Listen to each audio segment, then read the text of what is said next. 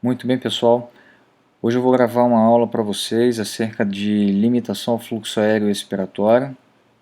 É uma aula bastante objetiva, feita de forma bastante simples também, para que a compreensão de todos seja possível e para que vocês possam fazer uso desse conteúdo na vida prática de vocês, na vida acadêmica de vocês. Para a gente entender de que forma o fluxo aéreo expiratório é limitado, é importante que nós saibamos as fases do ciclo ventilatório, bem como as etapas que estão envolvidas em cada uma delas. Nós temos aí basicamente a fase inspiratória e a fase expiratória dentro do nosso ciclo ventilatório, sendo que a fase inspiratória, de forma bastante didática, pode ser separada em três etapas. Uma etapa chamada de etapa pré-inspiratória, que é aquela etapa que antecede o movimento ventilatório, né? Nós temos aí uma etapa inspiratória, que é a etapa caracterizada pelo movimento inspiratório de fato, e temos uma etapa chamada de final da inspiração, que é aquela etapa que nós temos ao final da inspiração. Etapa esta que vai anteceder o início da fase expiratória. E a fase expiratória nós temos aí basicamente duas formas de realização, que aqui nessa aula eu estou chamando de etapas, mas você pode chamar da forma como quiser, né? Na verdade, na fase expiratória nós temos a possibilidade de realização de, de um movimento expiratório passivo, né, e de um movimento expiratório forçado, né? Aqui na aula eu coloco para você a etapa passiva entre aspas, porque na verdade passiva é a forma mais comum de você ouvir falar acerca de uma fase expiratória sendo realizada na ausência de esforço. Tá? Portanto, passiva está entre aspas, porque na ausência de esforço muitos acham que não está havendo energia, gasto energético, quando na verdade sim está havendo gasto energético. Tá? Portanto, está entre aspas. Vamos lá. A fase inspiratória, inicialmente, nós devemos compreender que o sistema respiratório ele vive em constante equilíbrio, e esse equilíbrio é dinâmico. E o equilíbrio a que se refere esse modelinho que eu vou mostrar para vocês aqui é o equilíbrio entre as forças de expansão elástica da parede torácica e as forças de retração elástica do tecido pulmonar. Aqui nesse desenho nós temos a representação por meio das setas azuis das forças de expansão elástica da parede torácica. E essas setinhas amarelas representam as forças de retração elástica da parede torácica. Portanto, nós temos a parede torácica fazendo força em um sentido e o tecido pulmonar fazendo força no sentido oposto. Né? Vejam que aqui neste desenho nós temos a representação esquemática da parede torácica, aqui você pode acompanhar aqui o mouse, e nós temos aqui ao centro a representação das vias aéreas e ao final a unidade funcional do sistema respiratório, que seria o alvéolo, que aqui acaba por representar o tecido pulmonar. Tá? Então nós temos a parede torácica que faz força em um sentido, né? E nós temos aqui o tecido pulmonar que faz força no sentido oposto. Obviamente que se um tecido faz força para um lado e o outro tecido faz força para o outro lado, né, nós teremos no interior, tá, do espaço pleural, que é esse representado aqui, você pode ver pelo mouse, né, nós teremos a geração de uma pressão negativa, que neste exemplo da aula que eu estou gravando para vocês, eu coloquei em menos 10 centímetros de água. Então, antes de iniciar a inspiração, o sistema está em equilíbrio. Este equilíbrio é representado pela expansão da parede torácica associada à retração do tecido pulmonar.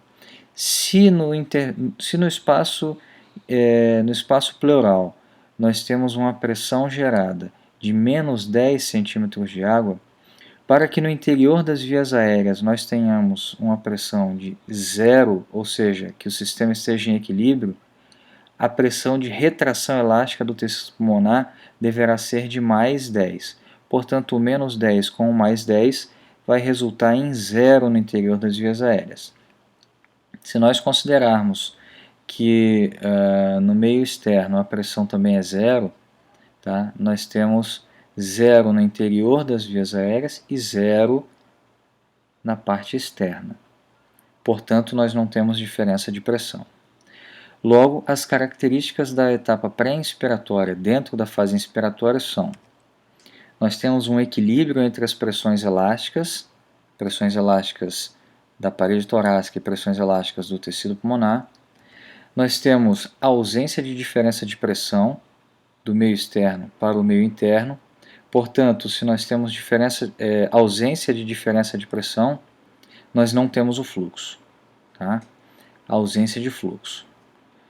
Ora, o sistema, depois de passar da fase pré-inspiratória, deve-se então iniciar a fase inspiratória. A etapa inspiratória dentro da fase inspiratória. Para que isso ocorra, a parede torácica deverá realizar uma força maior do que aquela existente durante a etapa pré-inspiratória, em que nós tínhamos aí um equilíbrio entre essas pressões elásticas, tanto da parede quanto dos pulmões, tá? Então você pode ver que aqui nesse desenho agora nós temos uma quantidade maior de setinhas azuis apontando para o meio externo, ou seja, representando a expansão da parede torácica. Portanto, quando essas pressões são geradas, obviamente que no espaço pleural a pressão que era menos 10 vai ficar mais negativa. E aqui no exemplo ela saiu de menos 10 e foi para menos 15. Portanto, se nós temos agora menos 15 no espaço pleural, menos 15 no espaço pleural com 10 que havia sido acumulado de retração elástica no tecido pulmonar, nós teremos como resultante no interior dos alvéolos uma pressão de menos 5. Ora, menos 15 com mais 10, menos 5. E aí nós temos um gradiente pressórico formado da pressão do meio externo até a pressão no interior dos alvéolos, tá? Nesse momento, nós temos sim uma diferença de pressão, e se nós temos uma diferença de pressão, nós teremos um fluxo aéreo no sentido inspiratório, tá? Muito bem. Nesta etapa inspiratória, as características são: existe um predomínio das pressões de expansão elástica da parede torácica. Nós temos agora diferença de pressão, ou seja, a pressão no meio externo é maior do que a pressão no meio interno. Se nós temos diferença de pressão, nós temos fluxo aéreo. Muito bem. Terminada a etapa inspiratória da fase inspiratória, nós damos início então à etapa final da inspiração. Portanto, ao final da inspiração, o que acontece é que essa grande quantidade de setas azuis que representam o esforço inspiratório deixarão de existir nesta quantidade, representando uma diminuição nas forças de expansão elástica da parede torácica. Quando isso ocorre, naturalmente que o sistema deixa de dar sequência à sua expansão e, portanto, para de expandir em um determinado volume, em um determinado momento do movimento inspiratório. Quando isso ocorre, nós temos novamente um equilíbrio. Ora, se nós temos agora a pressão no espaço pleural em menos 15, para que o sistema fique parado, o tecido pulmonar deverá acumular de retração elástica uma pressão em torno de 15 centímetros de água também, de modo que menos 15 no espaço pleural com mais 15 de retração do tecido pulmonar, nós temos no interior do alvéolo a pressão de 0. Portanto, 0 no interior com o 0 no exterior nos dá uma ausência de diferença de pressão. Portanto, nesta etapa final da inspiração, nós temos como característica equilíbrio das pressões elásticas, novamente, só que agora em um novo volume pulmonar, ou seja, nós temos um equilíbrio com o sistema insuflado. Nós também temos ausência de diferença de pressão nessa etapa, portanto, nós não temos fluxo aéreo também nessa etapa. Muito bem, depois de finalizada a inspiração, nós deveremos dar início à fase expiratória. E a fase expiratória, como falei, nós podemos separá-la em forma passiva e forma forçada. Vamos compreender primeiro como é que a expiração ocorre de forma passiva, tá? de forma passiva. Nós temos aqui o sistema já no final da inspiração, com menos 15 de pressão no espaço pleural e mais 15 de pressão de retração elástica dos pulmões. Portanto, menos 15 com mais 15, nós temos 0 no interior dos alvéolos e 0 no exterior, ou seja, 0 do lado de fora do sistema. Logo, o sistema está equilibrado. Para que a expiração ocorra, nós precisamos que a parede torácica diminua ainda mais a sua força de expansão, de modo que onde nós tínhamos menos 15 passou a ser menos 10 novamente. Só que agora, menos 10 com mais 15, nós temos mais 5 no interior dos alvéolos. Novamente, nós temos aqui um gradiente de pressão, onde no interior dos alvéolos nós temos uma pressão maior e na parte externa nós temos uma pressão menor. Portanto, nós temos nesse momento geração de fluxo. Desta vez, o fluxo aéreo é expiratório, né? De modo que ao final dessa expiração, o sistema volta a encontrar um equilíbrio, só que agora novamente em um volume reduzido. Portanto, menos 10 no espaço pleural com agora mais 10 novamente no tecido pulmonar, nós temos uma resultante 0 no interior dos alvéolos. Com 0 na parte externa, nós temos agora a ausência de diferença de pressão, portanto, a ausência de fluxo.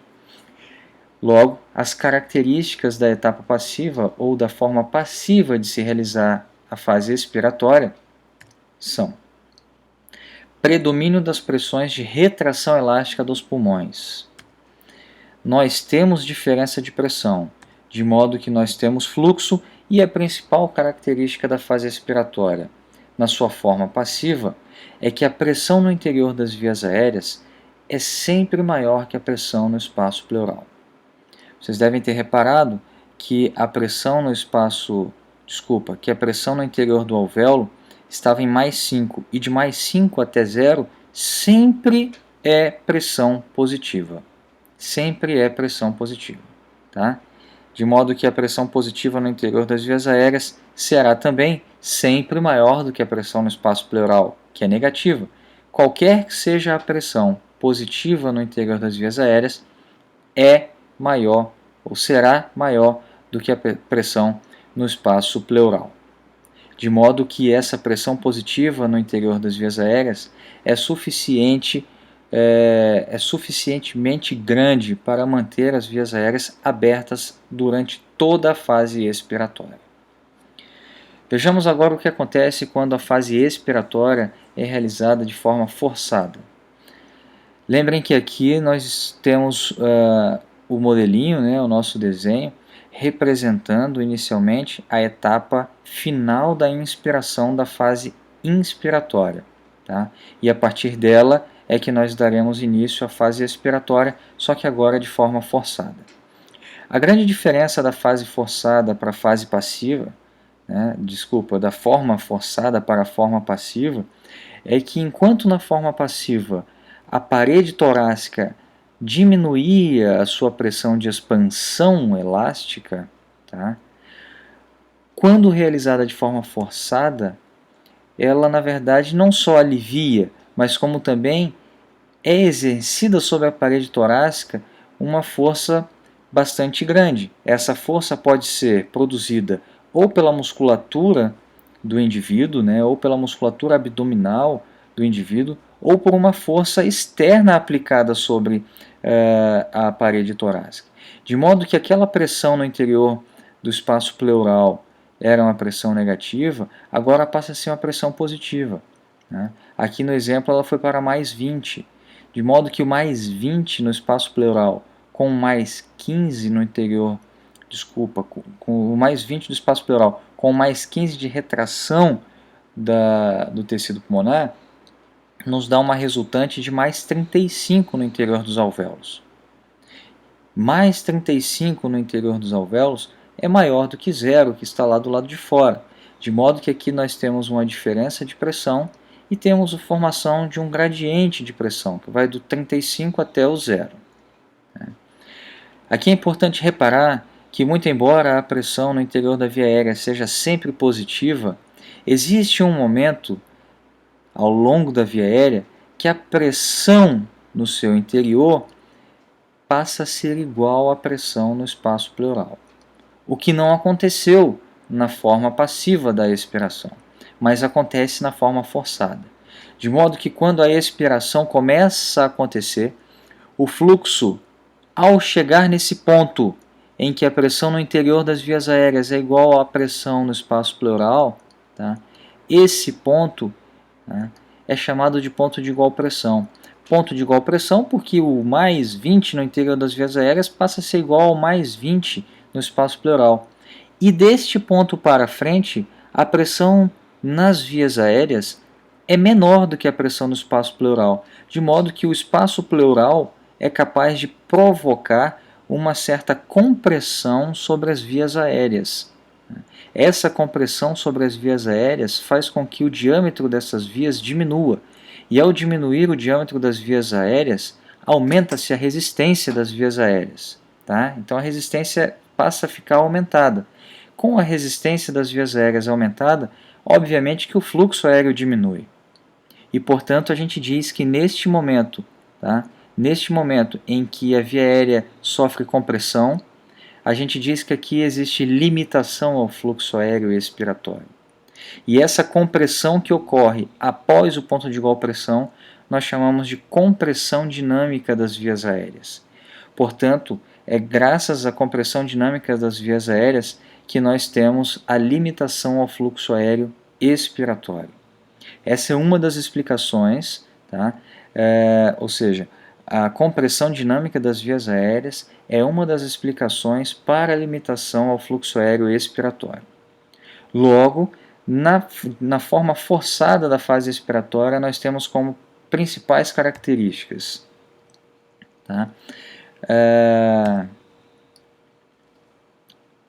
A aplicação de força pela parede torácica e ou aplicação de força na parede torácica.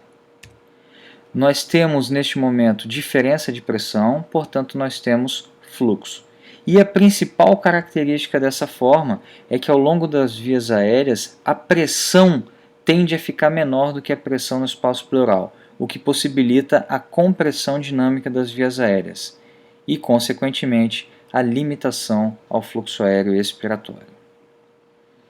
Muito obrigado, pessoal, pela atenção. Espero ter ajudado aqueles que fazem uso desse conteúdo para sua prática profissional, bem como para aqueles que fazem uso simplesmente como entusiastas aí da fisiologia respiratória.